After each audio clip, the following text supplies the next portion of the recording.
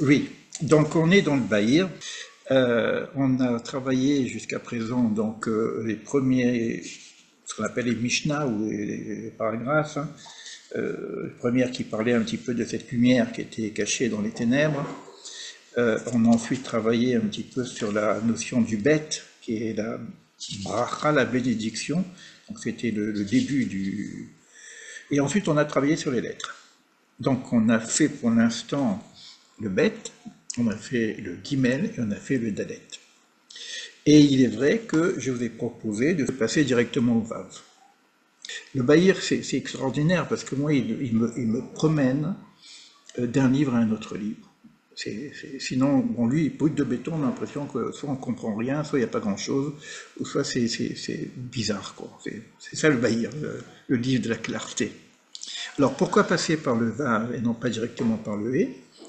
Ça fait partie d'une expérience, d'une découverte qu'on a eue ensemble lorsqu'on avait travaillé également un petit peu les lettres. On avait commencé les lettres pour voir, et puis ça s'est fermé à la porte d'Alette d'ailleurs. La porte qui n'était pas ouverte. On a ouvert le livre de Cordovero sur le jardin des Gredindes. Et Cordovero nous disait justement que quand on est au Dalet, c'est-à-dire selon comment dire, l'organisation des séphirotes, hein, parce qu'il y a plusieurs formes de positionnement des lettres dans l'arbre de vie, au niveau des 32 voies de la sagesse. Là, j'ai pris le truc simple, c'est-à-dire que les séphirotes, Keter, c'est le Aleph, le Bet, c'est dans Chachma, le Gimel, c'est dans Bina, et le Dalet, c'est dans Chesed. Et en face de Chesed, on a le He, mais c'est du côté donc de Gevura, la justice.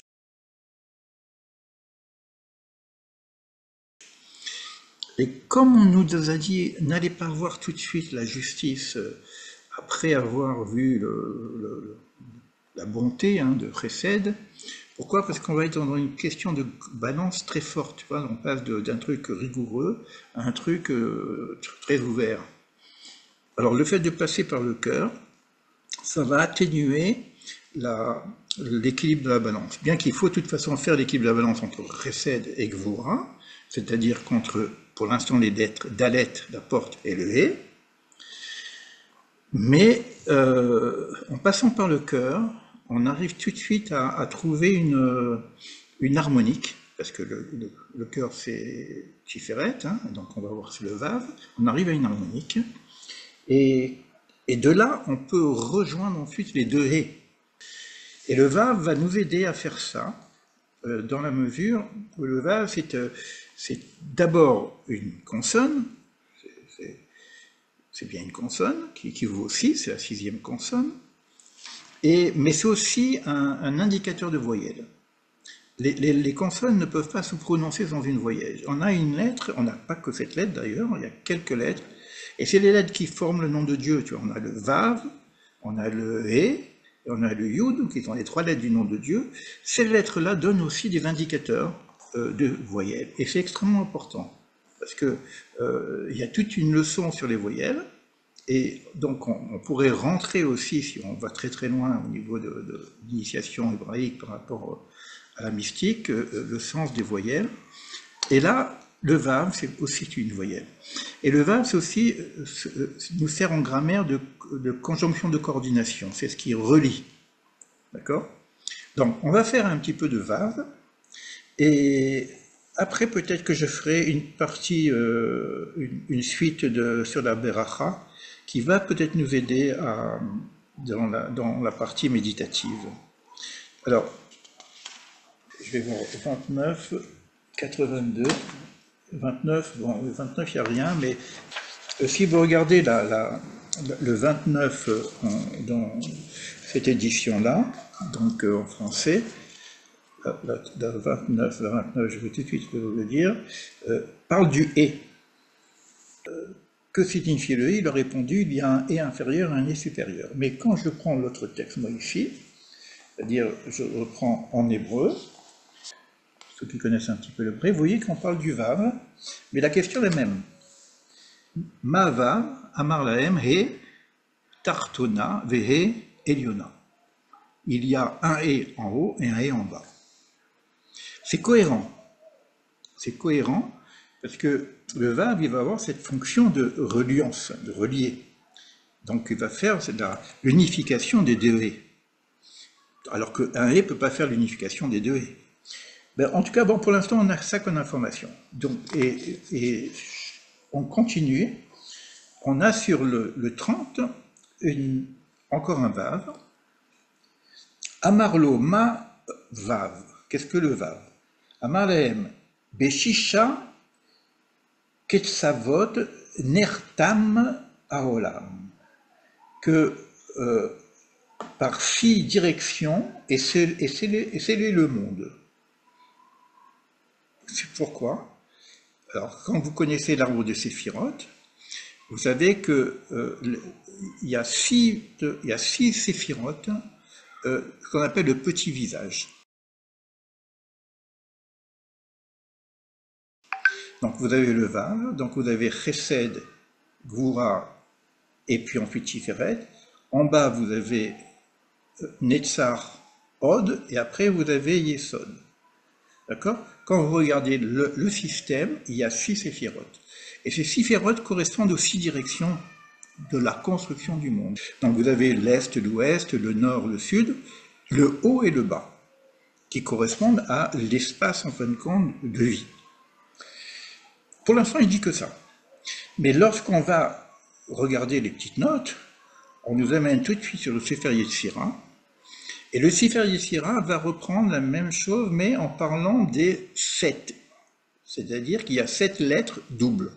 Dans les lettres, il y a des lettres qui se lisent de 2 façons. Quand je dis le bet, par exemple, je peux le lire be ou ve.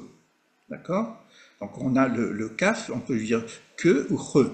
Le p, on peut le dire P ou feu. Donc on a des lettres comme ça, cette lettre spéciale qu'on retrouve dans cette Sefer Yetzira. Il ne parle pas directement du Vav, il parle des 7 lettres. Or, le Vav ne fait pas partie des 7 lettres doubles.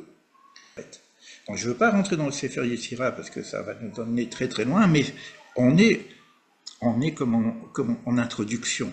On n'est pas en train de rentrer vraiment dans le Bahir. On donne que des flashs comme ça, et si on veut rentrer dans le Bahir, c'est vraiment... Voilà, des sessions très très spéciales, il faut vraiment un gros truc d'études pour pouvoir y rentrer. Mais on avance comme ça. Je pense qu'on arrive quand même à capter des choses. Et lorsque je vais chercher dans le deuxième passage, qui est donc 82, alors là c'est pareil, parce que c'est peut-être pour ça que le Sefer Yetzira il nous amène au 7. Parce que quand je lis le 82, qui est une référence du Vav, on va voir tout de suite qu'il y a le Vav en dessous, mais ça commence par le 7 et le Zaïn. Maï Zaïn. Kenedet Avarim Sheva Sheyesh Ba'adam, qui sont les 7 membres qu'il y a dans l'homme. Alors de quoi ça parle? On n'a pas 7 membres, on a un peu plus que ça. Donc il va refaire les calculs pour voir de comment il voit les 7. C'est un peu complexe, donc je ne vais pas rentrer là-dedans, parce que je vais rentrer tout de suite dans le Vav. En tout cas, il parle de cette chose. Et il dit, car, qui Betselem Elohim asa et Adam, car Dieu a créé l'homme avec à sa ressemblance. Alors, c'est vrai que c'est un peu compliqué, mais bon, c'est ce qu'il parle. Et donc, il redéfinit un petit peu l'arbre de vie d'une certaine façon. Il y a vraiment des différences intéressantes quand même. Hein. Mais quand il parle du Vav, le Vav est comparable à quoi? À celui qui se drape de lumière. Il y a un vêtement comme ça qui ferait que le Vav, ce serait une trappe de lumière. Alors de quelle trappe de lumière on est en train de parler ici? Et il dit que ce sont les 6 directions du monde. Donc c'est comme si ce Vav va être une référence à une enveloppe de lumière. Pour comprendre ces choses-là,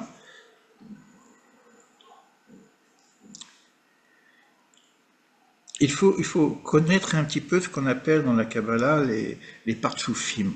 Les partsoufim, ce qu'on appelle les visages. Alors là, le visage est enveloppé. Pourquoi ce visage est enveloppé? Je réfléchis en même temps, hein, parce que, comme je vous ai dit, je travaille à la découverte. Alors, les Partsoufim, c'est que ce sont des séphirotes complètes.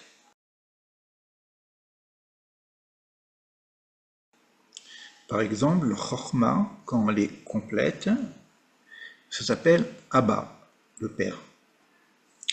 La Bina, quand elle est complète, ça s'appelle Ima, la mère.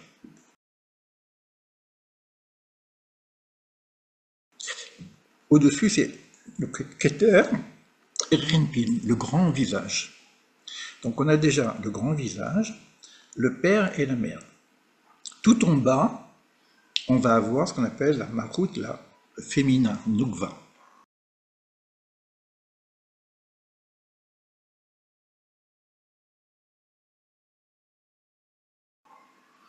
Et au milieu, il y a les fils en question, qu'on appelle le petit visage.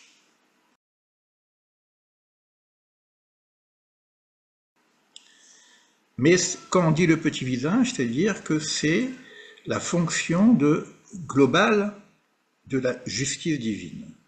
Bien qu'à droite c'est plutôt chesed, à gauche c'est plutôt justice, mais les fils forment ce qu'on appelle le mishpat. Donc on appelle ça un agatha mishpat, la conduite de Dieu selon la justice divine. Et on dit que c'est enveloppé de lumière. Parce que la justice en général c'est rigoureux quand même.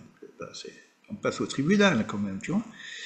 Mais quand il nous dit que c'est enveloppé de lumière, c'est-à-dire que, parce qu'au-dessus de ce visage qu'on appelle justice, qui doit arriver à faire que ce monde, Malchut en bas, soit un monde de justice, parce que Malchut c'est aussi une forme de justice, c'est-à-dire qu'on ne peut pas faire n'importe quoi dans ce monde. Il y a les lois de la nature, mais il y a plus que les lois de la nature, les lois morales, les lois d'éthique, etc. Mais c'est couvert par les lumières supérieures, on pourrait dire. Donc c'est habillé de lumière. C'est-à-dire que c'est un peu comme le père qui va pas punir, parce que c'est pas une punition, qui va corriger pour le réguler son enfant, et donc il va avoir une action de justice, mais au fond, cette justice, elle est amour. Elle est faite pour une régulation, pour que l'enfant ne se perde pas. Et c'est assez important au niveau du Vav, parce que le Vav va avoir une fonction énorme, et c'est dans le cœur. Ça doit rayonner sur l'ensemble de ces séphirotes.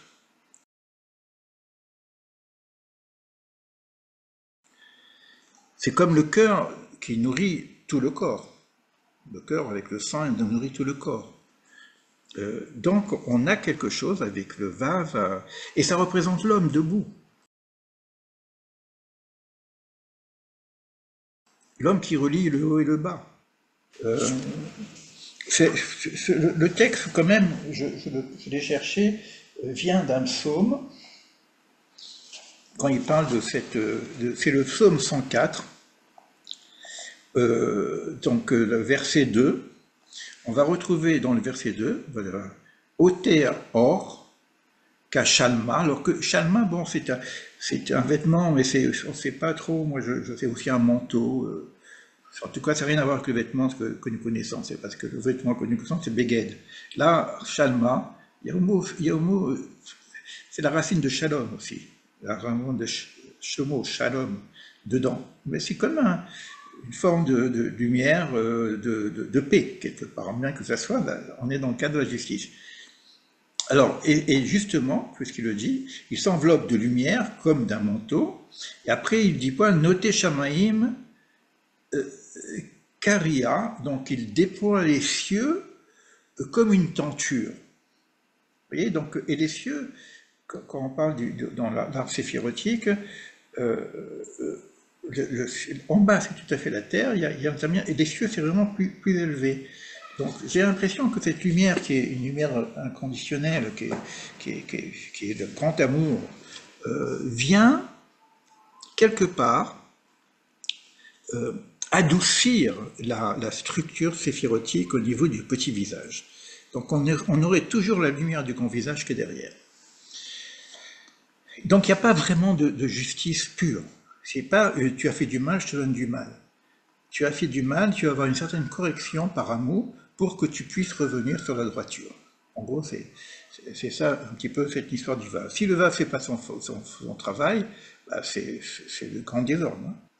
J'ai beaucoup de conférences, d'enseignements sur le vase. J'en ai fait un où j'étais même à Pourim, que j'aime beaucoup d'ailleurs, parce que je suis parti un peu dans des délires, mais bon, des délires cachers.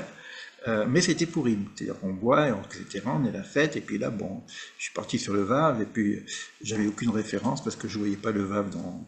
J'utilisais les hautes chiottes de Rabbi Akiva, et je trouvais pas le Vav, j'ai dit c'est étonnant, le Vav il disparaît comme ça, qu'est-ce que c'est? Et puis bon, je suis parti comme ça, sans filet sur le Vav, qui était en même temps une voyelle, etc. Bon, je vous conseille de regarder ces lettres, parce que si vous voulez rentrer dans l'initiation par rapport aux lettres, faut déjà, je ne veux pas dire qu'on ne va pas tout jeter, je ne vais pas jeter tout ce que j'ai fait sur les lettres. Il y a des choses que je vais certainement jeter et reprendre, mais il y a des choses qui ont encore beaucoup d'actualité en tout cas. Alors, puisque je parle d'actualité, je vais quand même ajouter un autre passage du Bahir qui pourrait nous éclairer. On avait fait déjà le 1, on a fait le 2, on a fait le 3 et on va faire le 4. On garde de côté ce qu'on a compris au niveau du Vav, pas grand-chose, mais bon, c'est déjà pas mal. La Mishnah 4, je vous la lis parce que, bon,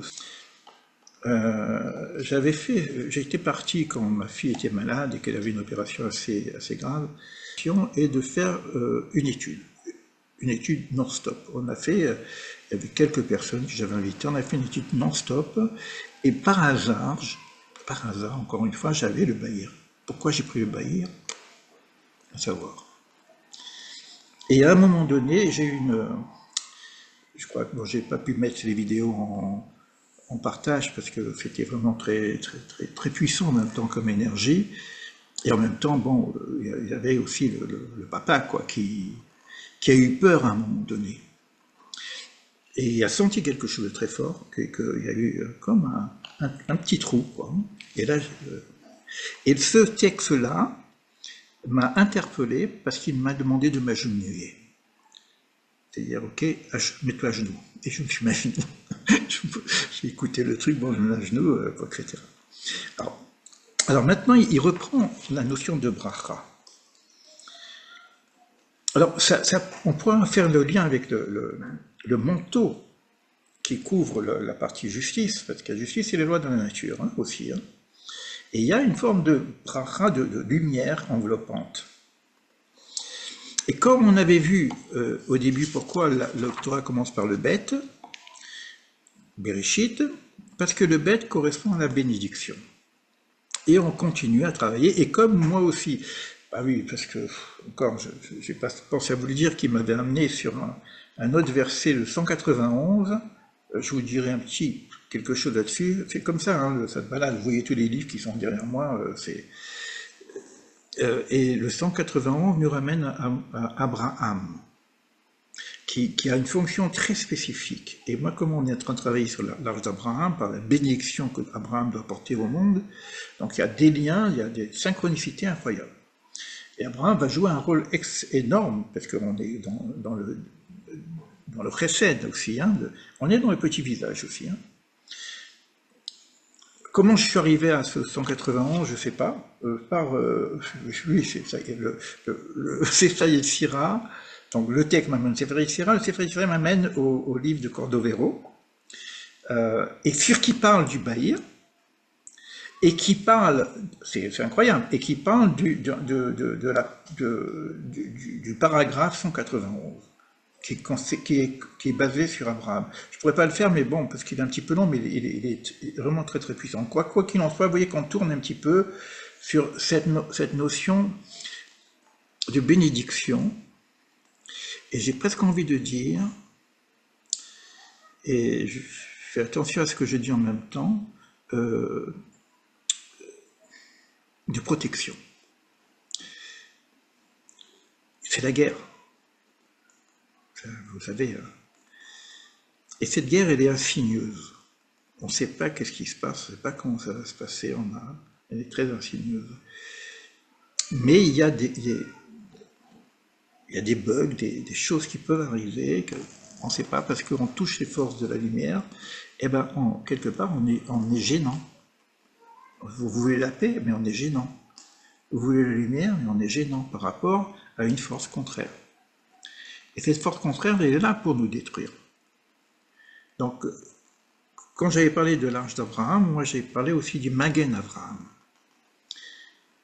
Qu'on ne peut pas rentrer dans cette arche comme ça, voyager dans les mondes supérieurs, et puis aller rencontrer les acteurs de changement, tout ça, avec la grande voile, etc., qui correspondent à l'arbre de vie, et s'il n'y a pas une protection. On ne va pas en voyage sans protection. Et cette protection, c'est encore le Vav. C'est-à-dire le Vav, c'est Tiferet, c'est-à-dire c'est là qu'il y a le nom d'Hachem, c'est Jacob, qui n'a pas fini le boulot, et c'est Israël, qui n'est pas fini d'être construit. Donc, en même temps, on a besoin de ces choses-là. Mais là, le texte là, que j'ai lu là, il m'a inspiré dans la mesure où il me dit, attention, il y a peut-être des choses qu'il faut mettre en place entre nous, pour pouvoir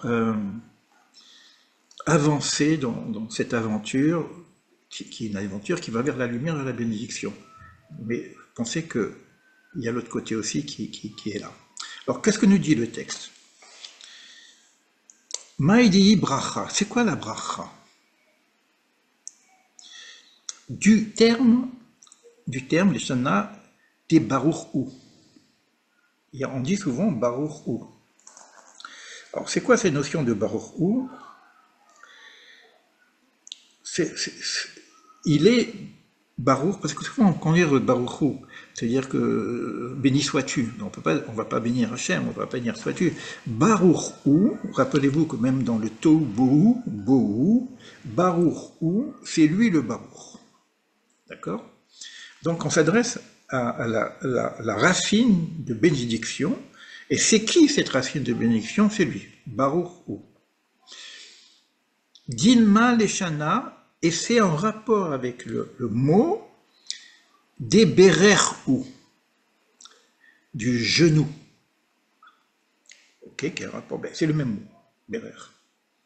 C'est-à-dire qu'on va nous dire un petit peu, maintenant tu veux avoir cette bénédiction quelque part, qui est lui, ça, en rapport avec ton genou. C'est-à-dire qu'il y tirera kol berer, car devant moi, s'agenouille, se plie tous les genoux. Makom chez Kol Berer Korea. Donc c'est l'endroit où tous les genoux se plient. C'est-à-dire que quand on est face à Dieu, il y a une certaine reconnaissance, humilité par rapport à ça. Alors, on verra avec le bête tout à l'heure, parce que je crois qu'il va nous amener quelque part aussi avec ce bête qui est aussi bracha.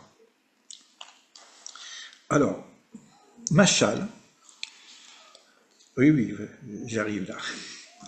Je parle tout seul. Mais attachez vos ceintures quand même, parce que ça va. Machal, ça ressemble à quoi? À Davar, mais ça ressemble à les Mevakshim, les Lirot et Pene Amelech. C'est quelqu'un qui cherche à voir la face de Dieu, du roi. On est là. Ve'einam yodea ana beito. Je cherche la face du roi, mais je ne sais pas où est sa maison. Alors, qu'est-ce qu'on doit faire d'abord? Il ne peut pas aller directement, comme ça, dans la nature, mais il faut au moins avoir un lieu, et puis dans le lieu, voilà. D'abord, le lieu, c'est la maison. Beit. Beito. Beit. Donc, la première lettre de la truc. Et c'est le Beit, on a vu que c'est dans Chochma. Et le Beit, il y a Bat et un Yud au milieu. Tout ça, on avait déjà fait. Hein, c'est tout là, il y a des clés, quoi. Le Vav, c'est une clé, une grande clé, mais le Yud, c'est aussi notre clé. Mais là, on est en rapport aussi avec le genou qui doit se plier. Alors, il donne l'exemple. Il dit que c'est comme un homme qui cherche, celui qui cherche, un Mevakshim, un chercheur, de voir le roi et qui ne connaît pas la maison.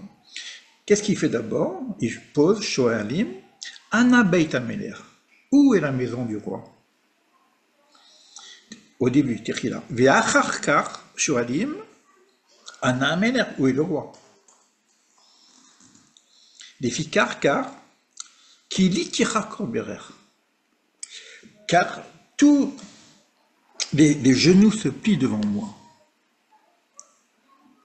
Ve'afilu elionim. Et même les supérieurs. Et c'est quoi les supérieurs? C'est les grands sages, hein, c'est les anges aussi, c'est tout ce qui est dans le ciel, quoi. Hein. Regarde, c'est la traduction à peu près là. Alors, c'est là, si on est d'accord avec la traduction. Voilà. À quoi ça va faire? À ceux qui voudraient voir le roi, mais ils ne savent pas où il se trouve, à sa maison, et ils demandent d'abord où est la maison du roi, et ensuite, c'est pourquoi devant moi fléchit tout genou. Donc, il parle des êtres célestes. Hein. Et juste après, Tishaba kol lachon. Et toute la langue porte serment. On est dans une relation avec le divin d'humilité complète. Et il faut passer par la notion de la maison, bête. Regarde le travail qu'on a fait sur le bête. Hein. D'ailleurs, j'ai une vidéo sur le bête, on a très très bien marché. Donc, on a vu ce bête avec le yod, et c'est dans la chorma. Et pour ceux qui avaient étudié un petit peu avec moi aussi, on avait dit qu'on ne peut pas aller là, dans cette partie supérieure qui correspond à la chorma, et qui correspond également au bête, s'il n'y a pas une forme de bitul hayesh. C'est ça, je plie mes genoux. Une annulation de soi. C'est cette annulation de soi qui nous permet de dire, je ne vais pas voir le roi parce que je suis grand, monsieur le roi, je suis un prince. Non, non. C'est qu'on a besoin du rien pour toucher le tout. C'est cette notion-là de bérer, de genou qui se plie. Faire une attitude de prière aussi. D'accord? Donc, c'est assez clair. Alors, je vais quand même vous dire qu'est-ce qui s'est passé. Bon, je prends directement la traduction du 191, comme ça vous êtes promené avec moi dans des sphères qui nous dépassent un petit peu. Le 191 est très spécial, mais il parle d'Abraham. Et pourquoi alors, pour relire le 191, j'étais obligé d'aller voir le 190. Bon, c'est quoi cette histoire? C'est que on vient nous dire que Dieu avait une forme de pierre précieuse qu'il a façonnée et qui contient le tout. Et lorsqu'Abraham, je simplifie, hein, lorsqu'Abraham a voulu trouver sa place, c'est-à-dire sa valeur spécifique, on sait qu'il est dans Chesed, etc., mais Dieu lui donne carrément, il dit, je te donne la pierre. Il dit, non, non, moi je veux ma place. Bon, après on va se demander, et la question qui vient, mais pourquoi il a pas voulu? Lorsqu'il va voir Isaac, il dit, bon, quelle est ma place? Donc on sait qu'Isaac va être dans la Gévoura, et il dit, je te donne la pierre. Et il dit, non, non, non, moi je veux prendre ma place, la justice. Bon. Comme quoi, ces deux valeurs ont aussi une valeur pour elles-mêmes. Et après, il y a Jacob qui vient, et il cherche sa place, et il lui dit, bah je te donne la pierre. Et Jacob dit, non, non, je ne veux pas. Non, non, Jacob, il dit, oui, je veux. Et Dieu ne lui donne pas. Il dit, non, non, c'était pas encore prêt, quoi, quelque part. Mais il dit, carrément, il dit, je ne peux pas te la donner seule, il faut que je te donne les autres pierres. C'est-à-dire, il faut que tu prennes les trois. C'est-à-dire, Tiferet, le Vav, on revient au Vav, vous voyez qu'il ne va pas balader pour rien, doit être l'harmonique de Chesed et Gvura. D'accord? Donc, je ne veux pas prendre que le Vav, il faut qu'aussi qu'il soit en relation avec les deux.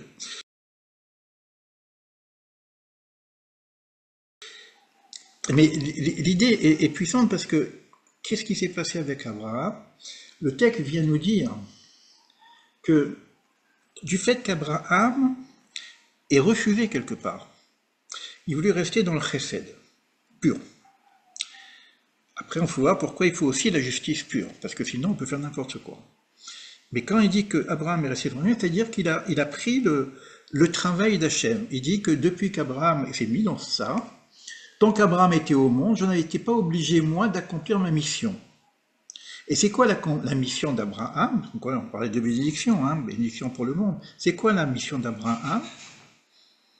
C'est la bénédiction, on l'avait vu. Donc, bénédiction, c'est le bête encore, hein, donc vous voyez les rapports. Mais il vient, sa mission est de plaider en faveur des hommes, quels qu'ils soient, même les mécréants. C'est-à-dire qu'une mission d'Hachem, qui est de bonté, c'est de plaider pour eux. Donc que la justice ne prenne pas trop de... C'est pour ça qu'il y a ce... Vous voyez, ça vient hein, maintenant. C'est pour ça qu'on a cette lumière qui entoure, un vêtement de lumière qui entoure la justice. Et ça, c'est une forme de protection pour que la justice ne soit pas rigoureuse. D'accord ? Et Abraham, qui était sur la droite complètement, qui était donc sur la bonté, et il avait cette mission d'être l'avocat quelque part. On a à droite l'avocat et à gauche, je sais plus, le procureur, tu vois, donc c'était la justice et l'amour. Mais il jouait le rôle qui était celui d'Hachem. Donc, c'est-à-dire que s'il avait pris directement la pierre précieuse en question, il n'aurait pas été aussi généreux avec les mécréants. Parce qu'à un moment donné, il y a la justice qui va aussi venir prendre sa place. Et c'est pour ça qu'on va le voir aussi dans Sodome et Gomorrhe, où il va essayer de sauver la vie de Sodome et Gomorrhe, alors qu'il n'y a que des brigands là-dedans, quoi. Donc, c'est quand même intéressant les liens qu'il peut y avoir. Il y a beaucoup de choses hein, dans ce que j'ai dit. Hein. En tout cas, moi, c'est comme ça que le Bahir me promène. Hein. Quand je parle de ce Bahir, j'ai l'impression qu'il joue avec la synchronicité. Vous voyez comment ce que je partage avec vous, c'est ce que je l'ai vécu un petit peu seul, je vous le repartage, etc. Alors maintenant, nous, ce qu'on va essayer de comprendre, et puis on va essayer de l'intégrer par une petite méditation, c'est qu'au niveau du cœur, donc c'est Jacob qui a pris la totalité, hein, mais qui s'appelle Israël, mais pas tout le temps. Donc on voit bien qu'Israël n'est pas totalement fini, pas tellement construit, d'où la nécessité de construire, de réaliser Israël. Et la relation qu'il va y avoir maintenant de ce Vav avec la notion des 6 directions, mais également la notion de ce vêtement de lumière, à la limite, c'est peut-être en rapport avec le vêtement de lumière qu'avait Adam, je ne sais pas, donc c'est l'humain, hein, le Vav aussi. Hein, et la relation avec, évidemment, le bête, qui est bénédiction, mais je dirais même le Yud qu'il y a dans le bête. Pourquoi je dis ça? Parce que normalement, on doit construire le nom de Dieu, qui est dans Tiferet. Et quand le Vav, il va relier les deux et, Yud et Vav et, mais si je reste que le Vav avec les deux et, il me manque le Yud. Donc je dois réintégrer le Yud, qui est dans la Chochma, pour pouvoir reconstruire le nom divin complètement. On sait que dans le nom divin au niveau des séphirotes, j'espère que vous comprenez, si vous n'avez jamais fait l'art de vie, évidemment, c'est de l'hébreu. Mais le Yud est dans la Chochma, le He est dans la Bina, le Vav est dans les 6, qu'on appelle les 6 directions, en tout cas au niveau du cœur, le Vav, et le He, dernier, est dans la Malchut en bas. Donc on a bien le nom divin complet, mais tout le travail à faire, c'est la construction de ce nom, pour que le cœur soit complet, que le nom d'Hachem soit complet, qu'il puisse rayonner pour l'ensemble du corps. Et donc la relation du Vav uniquement avec les deux ne suffisent pas, il faut remonter sur la Chochma pour aller chercher le Yud, qui est dans le Bet, dans le Baït, à l'intérieur de la maison. Rappelez-vous, quand on travaille ça, la clé est à l'intérieur de la maison, non, mais la clé est à l'intérieur de la maison, comment on fait? On n'a pas la clé, mais elle est à l'intérieur de la maison. Voilà. Bon là, donc on a fini cette partie, je vais couper et je vais revenir à vous.